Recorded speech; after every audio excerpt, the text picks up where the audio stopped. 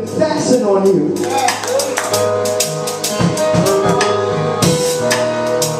And as you lose yourself, but gain the muscle in God, He's going to fasten you.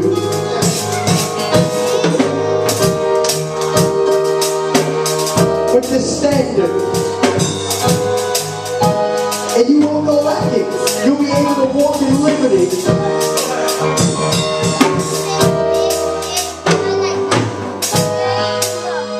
There was a story that was told about two men, two things. It was about the lie and the truth. And they wanted to go swimming. And so the lie and the truth both went and bathed and had fun and swim. And at the end of the day, they both got out of the water. Keep them fastened. This has everything to do with what you're doing. They went to get out of the water and they went to go and get ready to leave. So as the lie was beginning to go and get his clothes on, he started pulling his pants up, putting on his shoes, everything. He noticed that the truth didn't do too much of anything. He just started walking toward the gate. And he said, hey, wait a minute. Why is it that you're not getting dressed to go outside where everyone can see you? And the truth turned to him and said, that's the difference between you and me. The lies have to be covered up. I'm the naked truth. And this is the ministry that you'll have. The naked truth. Now fasten him because he's ready to go first. Lift your hands and begin to worship. That's all the Lord gave you. Walk in the liberties. Pass it. Goodness and mercy is following you, but you're going to have to get back a shot to hold me up. I think the man of God know what else to do.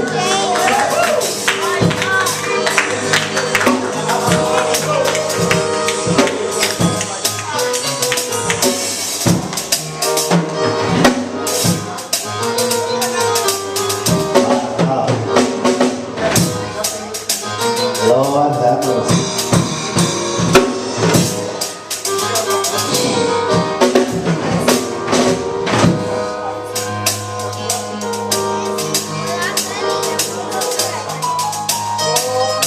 Hallelujah. And I thank God for that word. And the importance of that word is so important because the belt of truth is what will hold all of the armor together. And the belt of truth covers our passions. If our passions is not in order, the rest of the armor doesn't have anything to hold on to because the belt of truth is not holding anything together. That's why people get bust upside their head. The breastplate ain't on fitting right because the belt of truth is not in place. Aren't you glad you received the revelation and the word today? Man of God, I bless you and I honor you. My friend, you good? You spoke anyway, right? Son, you got anything for me? You gonna say something? You got yours at the altar? You're in the place, okay. So I don't know. Anybody else got anything to say, anything to share, a few words? Because this is that type of service. I just don't know what to do next. You got anything, beloved? You good? I don't know. She's marinating somewhere. Okay, she's coming. Shaq, you got something? You all right? Oh, okay, come on.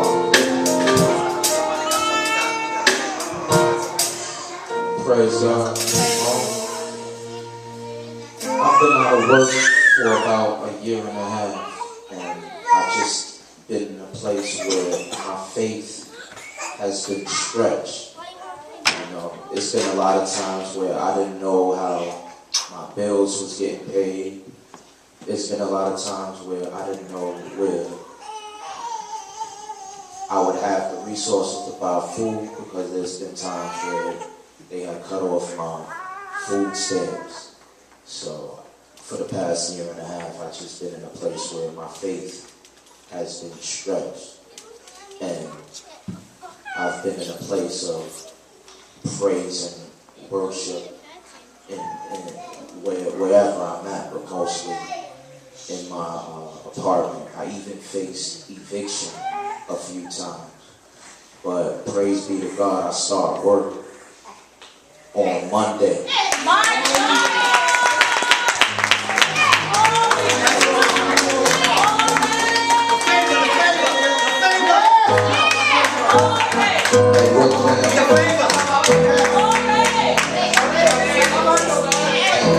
And what's so amazing about that is I owe bills. I owe bills, but I didn't even worry about that. I said, Lord, there's some stuff that I need to do. There's some stuff that I need to handle. There's a divorce that I have to pay for, because me as a man of God, I continue to seek God, and my soon-to-be ex-wife did. So I have to leave that alone and move on to the woman that God promised, purpose, and destined for me to be with. And I have to, stand in a posture because my son is looking up to me. And as a spiritual being, I have to stand firm despite of. There's been some things that came at me, but through my trials and tribulations, I've learned how to praise and worship. I've learned how to be a prayer warrior. So, me being the intercessor for others, God is making a way for me. Come on, that's it. That's it. See, one thing I like about this house is it's one of my favorite scriptures is, I believe it's 2 Peter chapter 1, where it talks about if you add to these things, faith. And then it gets to the point where it says there'll be an entrance granted to you into the kingdom. It's like an open heaven of access that God favors over this ministry in. And because I don't play with God, I can't afford to have been there, done that. Got the t-shirt, the keychain, and the refrigerator magnet. The bumper sticker, been there, all of that. So because we can't play with it no more, God has been blessing, favoring, and honoring us. And it started, like co-pastor said, with Sister Harris. She lost her job with the police department due to medical reasons. Well, they forced her out. You gotta go. But can somebody say elevation? Can somebody say promotion? How do you go from the NYPD, not want to have nothing to do with you? Now she's Homeland Security in the White House, in the Veterans Department. Went through the whole thing, everything. When she got to the medical part, she got a little nervous. Because she just thought everything was going to come up and it was going to hinder her. Nothing came up. The favor of God. The man of God came here, been coming here a few weeks now. Was one day in Sabbath school, got a call in the Sabbath school. Said, excuse me, I got to take this. I think this is a job interview. The favor of God flows in this house. Man of God, the ministry's going to be birthed. Man of God, the connection is made. You are at home if God says so. I ain't got no problem because God is in charge. This ain't my house, this is his house. He's in charge. And because it started with her, it's catching on. Danae and Jamel, they break them about to come through. I think they got to go meet with some people Monday. Actually, I got to go through to print the letter out too before y'all leave, before y'all go home. I was supposed to do, I knew something I was trying to remember this morning. When I ran out this morning, I got you. Just got to go print the flash drive. And that 3-bedroom apartment is yours. Uh-oh, boys, you got to pray for them. Uh-oh. Shondo. Let me step back. Well, you're not the only one. I actually found a job as well. That's So right. I'll let you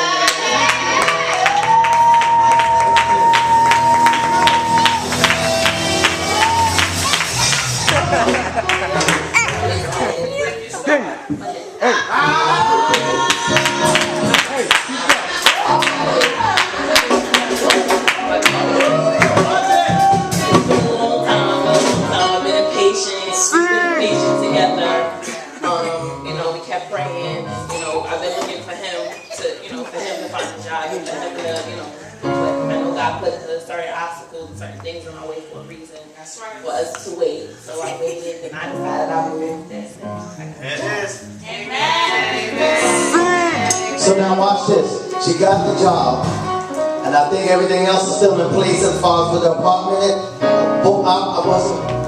Before this month is out, I believe that mama's gonna come through. Because they've been talking about they've been talking about I've been at the list and at the top of the list. Actually, last month they pulled up a one-bedroom apartment, and you know, we needed a third. I knew you was gonna give me this money. Actually, last month they called us. Nitro called us and said they had a one-bedroom apartment ready, furnished, everything for us. But we can't receive it. We can receive it, but we decided to wait because we know the promise that God gave us. Right. You know, and that 3-bedroom will come in handy soon. But they called down and said they had to. Yes, and we're actually at the top of the list. We're no longer number 2, number 3, number 4. We're at the top of the list. So the first one that comes up is ours. That's right. See, sometimes we have to understand, you just have to let patience have a perfect work. It's in your patience, possession your soul. But didn't I tell y'all before the month of December, one of y'all would have a job? And it seemed like a whole lot of folk get some jobs, get some new ministries, a whole lot of things going on. Come on, somebody. I just wanted to say to the woman of God, the woman of this house. But before I say that, last time I was here, I believe this was the same husband and wife that God demanded that I speak into their life and speak that before the year was over, that they was going to have, wasn't it, that's your wife, right? But God is just awesome. God is awesome anyway. But to the woman of God, to the woman of God, to the woman of God. For those of you that didn't understand what happened up here, like the pastor said in the back, that she tread waters that never been treaded upon.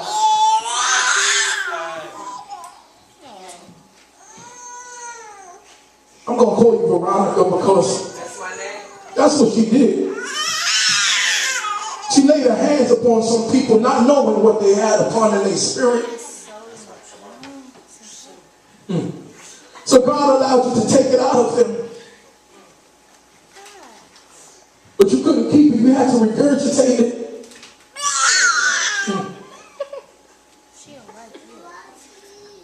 You just regurgitated exactly what you was looking for. Deliverance is yours. Healing is in your hands. There's power in your mouth.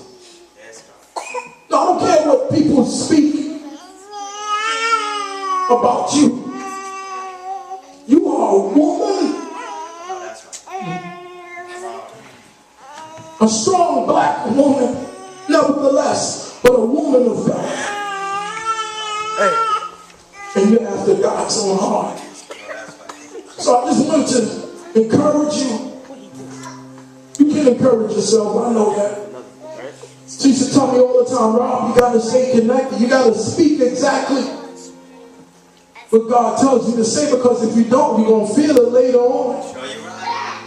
And since when you said that, every time I don't say something that God give me to say, I stunt my growth. I know that about me. So I just wanted to tell you, thank you for allowing God to use you.